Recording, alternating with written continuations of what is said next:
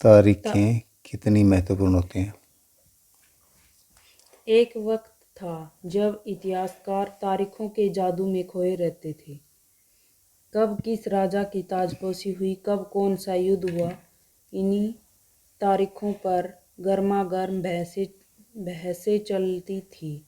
आम समझ के हिसाब से इतिहास को तारीखों का पर्याय माना जाता था। आपने भी लोगों को यह कहते हुए सुना होगा, इतिहास तो बहुत उबाऊ है भई, बस तारीखें रटते चले जाओ।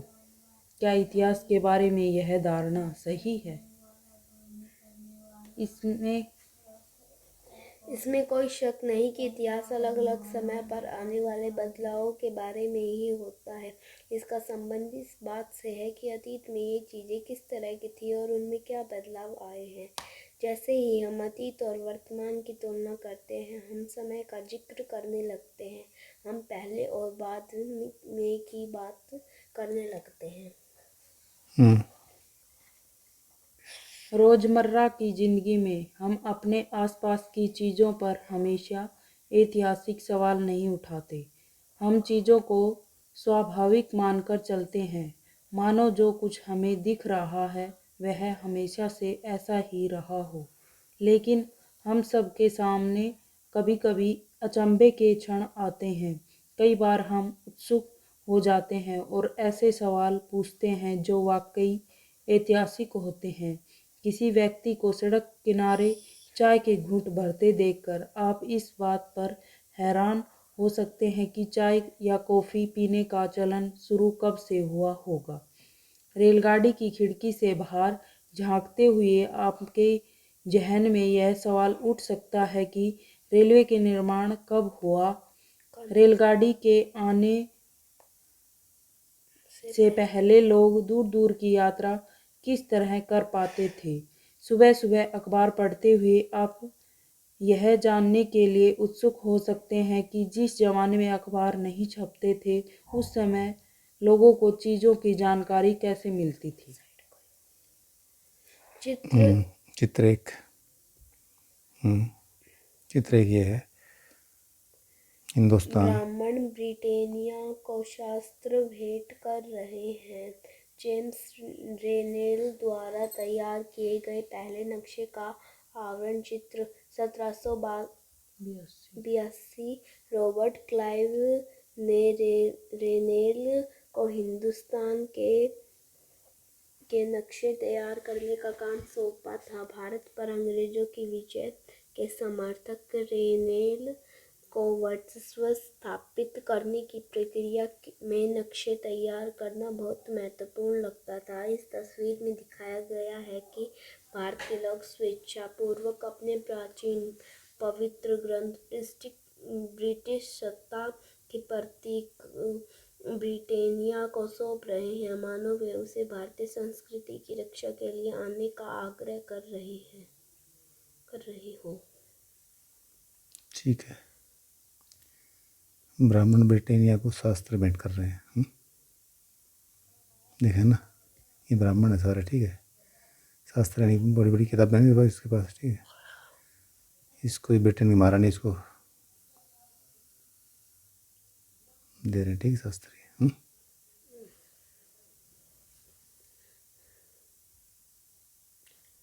गतिविधि चित्र एक को ध्यान से देखें। चित्र किस प्रकार उपनिवेशवाद का बोध कराता है?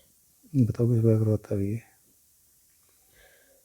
जो उपनिवेशवादी ताकतें थी ना, वो लोगों के मन में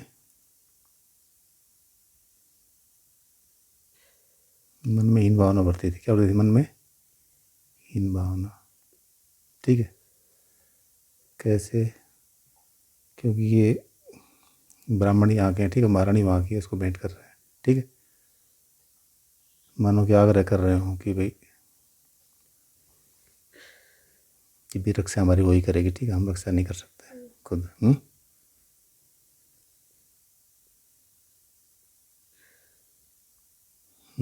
ये सारे ऐतिहासिक सवाल हमें समय के बारे में सोचने के लिए प्रेरित कर देते हैं। समय को हमेशा साल या महीनों के पैमाने पर ही नहीं देखा जा सकता। कई बार ऐसी प्रक्रियाओं के लिए कोई तारीख तय करना वाकई गलत होता है जो एक लंबे समय तक चलती रहती है। भारत में लोगों ने अचानक एक दिन सुबह सवेरे चाय पीना शुरू नहीं कर दिया। इसका स्वाद धीरे धीरे ही उनकी ज़बान पर चढ़ा था। इस तरह की प्रक्रियाओं के लिए ये कोई कोई स्पष्ट तिथि नहीं हो सकती। इसी इसी तरह हम ब्रिटिश शासन की स्थापना के लिए भी कोई एक तिथि नहीं बता सकते। राष्ट्रीय आंदोलन किस दिन शुरू हुआ था, अर्थव्यवस्था या समाज में किस दिन बदलाव आए, यह बताना भी संभव नहीं है। ये सारी चीज़ें एक लंबे समय में घटती हैं। ऐसे में हम सिर्फ एक अवधि की ही बात कर सकते हैं, एक लगभग सही अवधि के बारे में बता सकते हैं जब एक खास बदलाव दिखाई देने शुरू हुए होंगे। तो फिर लोग इतिहास की तारीखों को जोड़ से क्यों देखते हैं? इस जुड़ाव की एक वजह है। एक समय था जब युद्ध और बड़ी बड़ी घटनाओं के ब्यौरों को ही इतिहास माना जाता था। यह इतिहास राजा महाराजाओं और उनकी नीतियों के बारे में होता था। इतिहासकार ये लिखते थे कि कौन से साल राजा को ताज पहनाया गया, किस साल उसका विवाह हुआ, किस साल उसके घर में बच्चा पैदा हुआ, कौन से साल उसने कौन सी लड़ाई लड़ी, वह कब मरा और उसके बाद कब कौन सा शासक गद्दी पर बैठा। इस तरह की घटनाओं के लिए निश्चित तिथि बताई जा सकती है और इस तरह के इतिहासों में तिथियों का महत्व बना रहता है। जैसा कि पिछले 2 साल की इतिहास की किताबों में आपने देखा है, अब इतिहासकार बहुत सारे दूसरे मुद्दों और दूसरे सवालों के बारे में भी लिखने लगे हैं। वे इस बात पर ध्यान देते हैं कि लोग किस तरह अपनी रोजी रोटी चलाते थे, वे क्या पैदा करते थे और क्या खाते थे, शहर कैसे बने और बाज़ार किस तरह फैले, किस तरह रियासतें बनी, नए विचार पनपे और संस्कृति व समाज किस तरह बदले। कौन सी तारीखें पढ़ो आगे? कुछ तारीखों को महत्वपूर्ण मानने का पैमाना क्या होता है? हम जो तारीखें चुनते हैं, जिन तारीखों के इर्द गिर्द हम अतीत की कहानी बुनते हैं, वे अपने आप में महत्वपूर्ण नहीं होती। इसलिए महत्वपूर्ण हो जाती है क्योंकि हम कुछ खास घटनाओं को महत्वपूर्ण मानकर चलने लगते हैं। अगर अध्ययन का विषय बदल जाता है, अगर हम नए मुद्दों पर ध्यान देने लगते हैं, तो महत्वपूर्ण तारीखें भी बदल जाती हैं। एक उदाहरण पर विचार कीजिए। भारत में ब्रिटिश इतिहासकारों ने जो इतिहास लिखे, उनमें हर एक गवर्नर जनरल का शासनकाल महत्वपूर्ण है। ये इतिहास प्रथम गवर्नर जनरल वारेन हेस्टिंग्स के शासन से शुरू होते थे और आखिरी वायसरॉय लॉर्ड माउंटबेटन के साथ खत्म होते थे। अलग अलग अध्यायों में हम दूसरे गवर्नर जनरलों हेस्टिंग्स, वेलेस्ली, बेंटिंग, डलहौजी,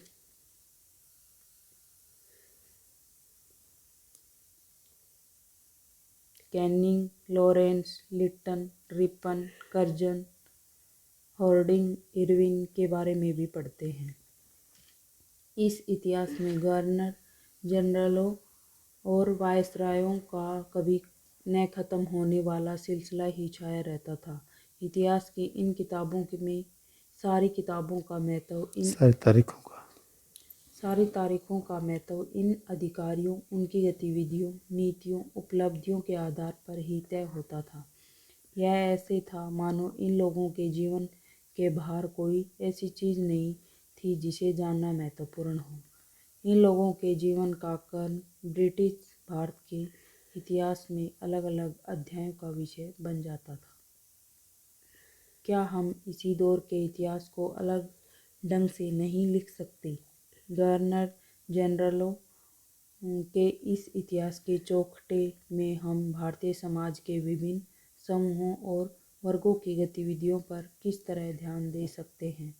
जब हम इतिहास या कोई कहानी लिखते हैं तो उसके टुकड़ों या उसे टुकड़ों या अध्यायों में अध्यायों में बांट देते हैं। हम ऐसा क्यों करते हैं? ऐसा इसलिए किया जाता है ताकि हर अध्याय में कुछ सामंजस्य रहे।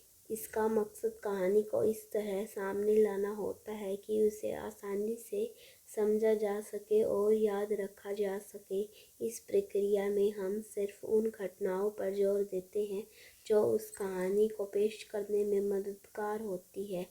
जो इतिहास गवर्नर जनरलों के जीवन के इर्द गिर्द चलता है, उसमें भारतीयों की गतिविधियाँ कोई मायने नहीं रखती। उनके लिए वहाँ कोई जगह नहीं होती। तो फिर क्या किया जाए? जाहिर है हमें अपने इतिहास का एक अलग खाका बनाना पड़ेगा। इसका मतलब यह है कि अब तक जिन तिथियों को महत्व दिया जा रहा था वे महत्वपूर्ण नहीं रहेंगी। हमारे लिए नई तिथियाँ महत्वपूर्ण हो जाएंगी। हम अवधियाँ कैसे तय करते हैं? 1817 में स्कॉटलैंड के अर्थशास्त्री और राजनीतिक दार्शनिक जेम्स मिल ने 3 विशाल खंडों में A history of British India, British भारत का इतिहास नामक एक किताब लिखी। इस किताब में उन्होंने भारत के इतिहास को हिंदू, मुस्लिम और ब्रिटिश इन 3 कालखंडों में बांटा था। कालखंडों के इस निर्धारण को ज़्यादातर लोगों ने भी मान लिया।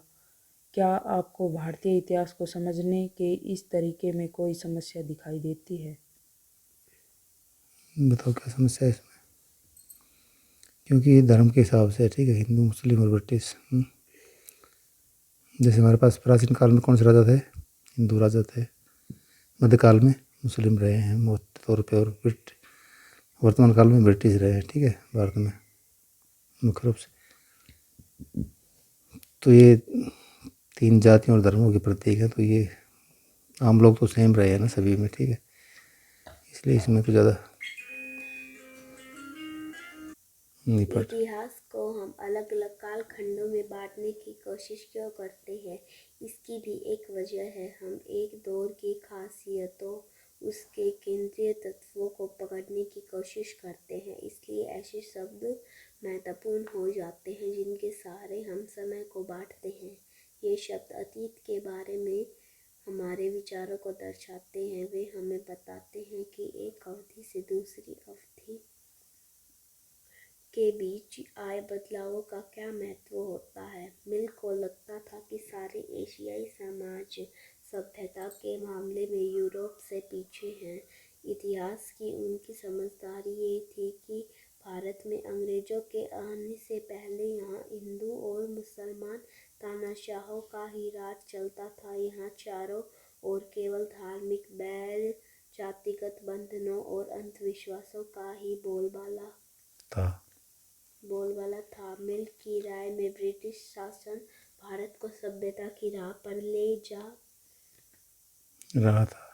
ले जा सकता था। इस काम के लिए जरूरी था कि भारत में यूरोपीय शिष्टाचार, कला, संस्थानों और कानूनों को लागू किया जाए। मिल ने तो यहाँ तक सुझाव दिया था कि अंग्रेजों को भारत के सारे भूभाग पर कब्जा कर लेना चाहिए ताकि भारतीय जनता को ज्ञान और सुखी जीवन प्रदान किया जा सके। उनका मानना था कि अंग्रेजों की मदद के बिना हिंदुस्तान प्रगति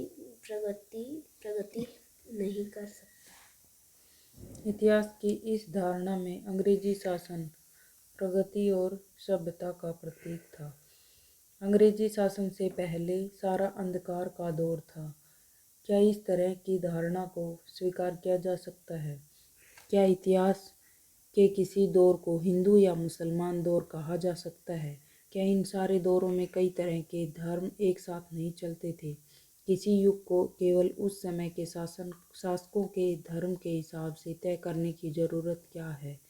अगर हम ऐसा करते हैं तो इसका मतलब यह कहना चाहते हैं कि औरों के जीवन और तौर तरीकों का कोई महत्व नहीं होता। हमें यह याद रखना चाहिए कि प्राचीन भारत में सारे शासकों का भी एक धर्म नहीं होता था। अंग्रेजों द्वारा सुझाए गए वर्गीकरण से अलग हटकर इतिहासकार भारतीय इतिहास को आमतौर पर प्राचीन, मध्यकालीन तथा आधुनिक काल में बांटकर देखते हैं।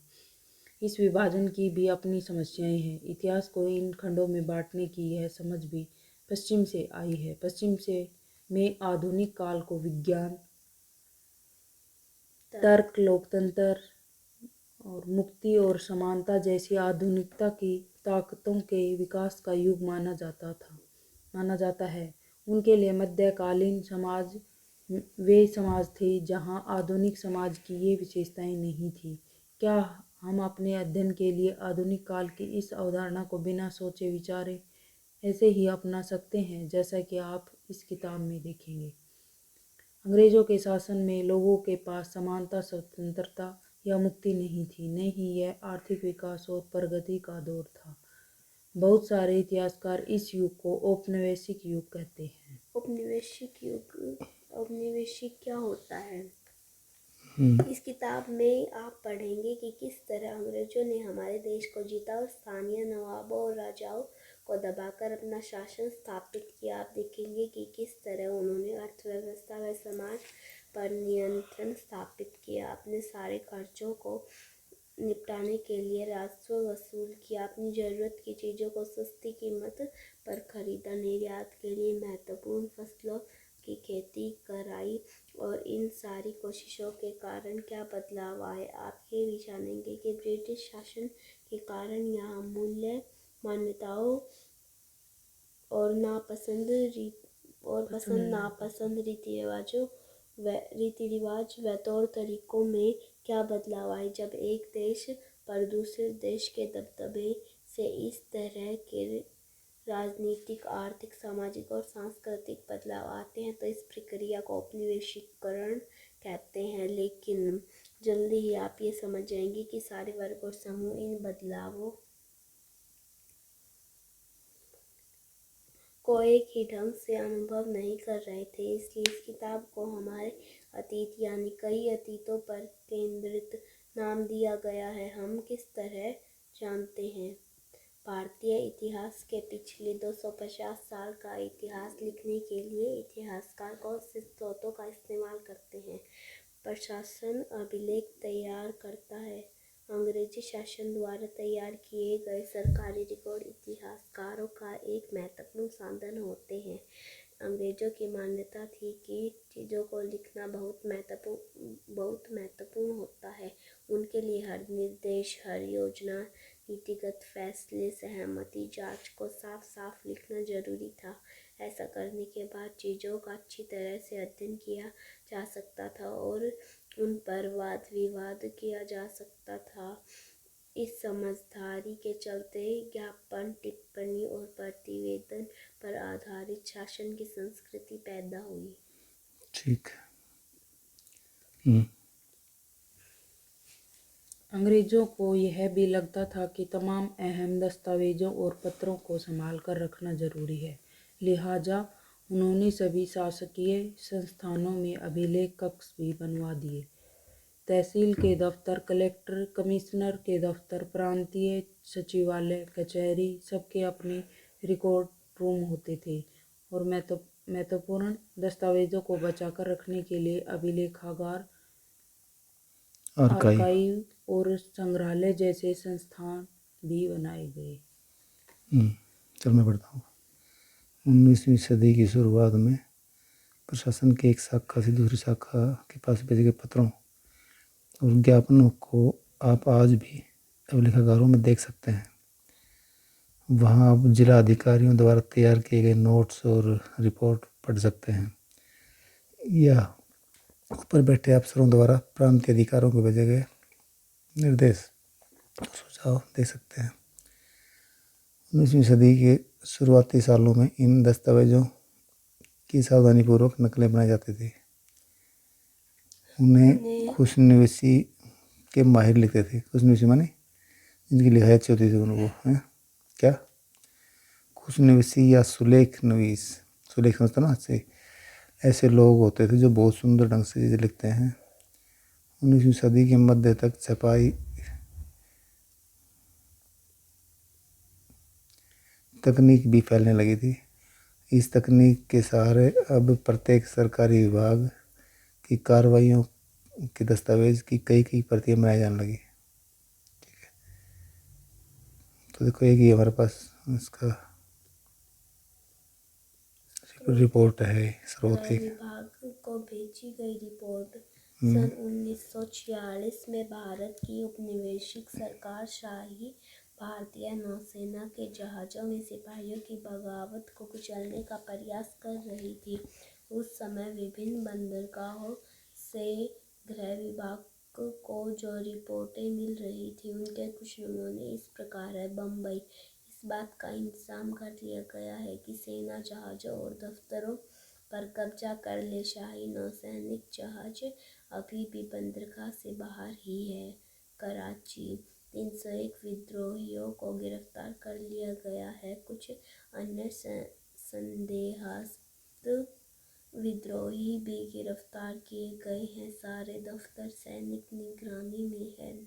विशाखापट्टनम स्थिति पूरी तरह नियंत्रण में है और कहीं हिंसा नहीं हुई है। जहाज़ों और प्रतिष्ठानों पर सैनिक गार्ड तैनात कर दिए गए हैं। किसी परेशानी की उम्मीद नहीं है सिवाय इसके कि संभव है कुछ सिपाही काम पर न आए। Director of intelligence headquarter, India command situation report संख्या 7। फाइल संख्या 5/21/46। गृह राजनीतिक भारत सरकार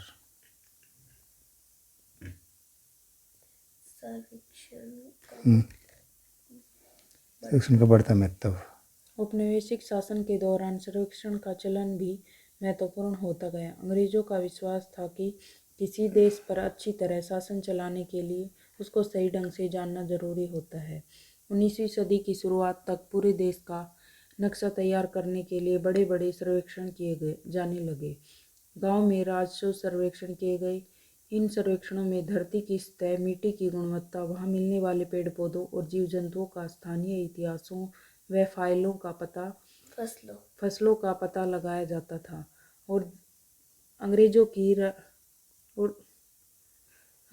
राय में किसी इलाके का शासन चलाने के लिए इन सारी बातों को जानना जरूरी था। 19वीं सदी के आखिर से हर 10 साल में जनगणना भी की जाने लगी। जनगणना के जरिए भारत के सभी प्रांतों में रहने वाले लोगों की संख्या, उनकी जाति, इलाके और भविष्य के बारे में जानकारी इकट्ठा की जाती थी। इसके अलावा वनस्पतिक सर्वेक्षण, प्राणी वैज्ञानिक सर्वेक्षण, पुरातत्वीय सर्वेक्षण, मानवशास्त्रीय सर्वेक्षण, वन सर्वेक्षण आदि कई दूसरे सर्वेक्षण भी किए जाते थे। सर्वेक्षण माने कि भी वहाँ पे कितना है, जैसे वन कितना है यहाँ, ठीक है। प्राणी वैज्ञानिक सर्वेक्षण, प्राणी कितने रहते हैं, कहाँ रहते हैं, ठीक है। जैसे बताया ना इसने कि भी सभी प्रांतों में रहने वाले लोगों की संख्या, उसकी जाति, ये सब भी जनगणना के जरिए आया है, ठीक है। अधिकृत रिकॉर्ड से क्या पता नहीं चलता है। रिकॉर्ड्स के इस विशाल भंडार से हम बहुत कुछ पता लगा सकते हैं। फिर भी इस बात को नज़रअंदाज नहीं किया जा सकता कि ये सारे सरकारी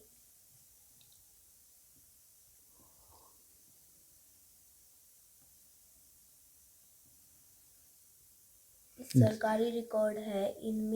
इनसे हमें यही पता चलता है कि सरकारी अफसर क्या सोचते थे, उनकी दिलचस्पी किन चीज़ों में थी और बाद के लिए वे किन चीज़ों को बचाए रखना चाहते थे। इन रिकॉर्ड्स में हमें ये समझने में हमेशा मदद नहीं मिलती कि देश के दूसरे लोग क्या महसूस करते थे और उनकी कार्रवाइयों की क्या वजह थी। इन बातों को जानने के लिए हमें कहीं और देखना होगा। जब हम ऐसे दूसरे स्रोतों की तलाश में निकलते हैं तो उनकी भी कोई कमी नहीं रहती, लेकिन सरकारी रिकॉर्ड्स के मुकाबले उन्हें ढूंढना ज़रा मुश्किल साबित होता है। इस लिहाज में लोगों की डायरिया, तीर्थ यात्रा और यात्रियों के संस्मरण महत्वपूर्ण, लोगों की आत्मकथाएं और स्थानीय बाजारों में बिकने वाली लोकप्रिय पुस्तिकाएं महत्वपूर्ण होती जाती है। जैसे जैसे छपाई की तकनीक फैली, अखबार छपने लगे और विभिन्न मुद्दों पर जनता में बहस भी होने लगी, नेताओं और सुधारकों ने अपने विचारों को फैलाने के लिए लिखा। कवियों और उपन्यासकारों ने अपनी भावनाओं को व्यक्त करने के लिए लिखा। हम्म। लेकिन ये सारे स्रोत उन लोगों ने रचे हैं जो पढ़ना लिखना जानते थे। इनसे हम यह पता नहीं लगा सकते कि आदिवासी और किसान, खदानों में काम करने वाले मजदूर या सड़कों पर जिंदगी गुजारने वाले गरीब किस तरह के अनुभवों से गुजर रहे थे। अगर हम थोड़ी और कोशिश करें तो हम इस बारे में भी जान सकते हैं। जैसे जैसे आप इस किताब में आगे बढ़ेंगे आपको यह समझ में आने लगेगा। ठीक है, एक बार ये तो टिप्पणी और देख लो, इसके बीच में क्या है। ये चित्र क्या है? राजस्थान के विद्रोही। तस्वीरों को भी बहुत ध्यान से देखना चाहिए, उनसे हमें चित्रकार की की सोच पता चलती है। 1857 के विद्रोह के बाद अंग्रेजों द्वारा तैयार की गई सचित्र पुस्तकों में यह तस्वीर कई जगह दिखाई देती है। इस तस्वीर के नीचे लिखा होता है, बागी सिपाही लूट खसोट में लगे हुए हैं। अंग्रेजों की नज़र में विद्रोही जनता लालची, दुष्ट और बेरहम थी। इन विद्रोह के बारे में आप अध्याय 5 में पढ़ेंगे। ठीक है भाई, क्या है इसमें देखा ना, लूट खसोट कर रहे हैं ना ये सारे हैं? क्या कर रहे हैं ये? लड़ाई।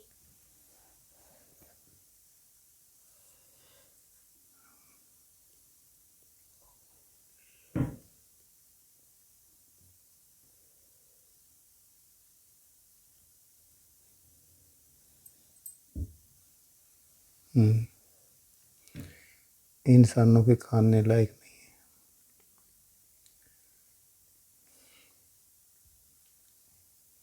अखबारों से देश के विभिन्न विभागों में चल रहे आंदोलन का पता चलता है।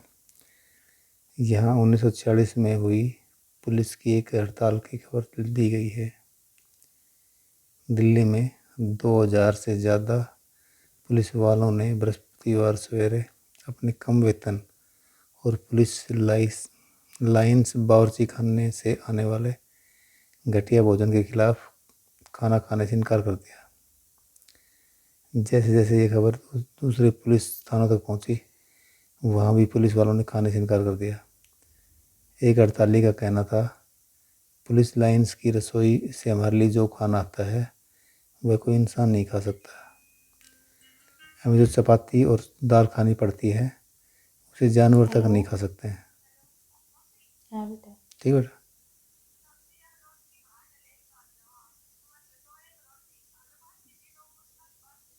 समझा बेटा? किसी का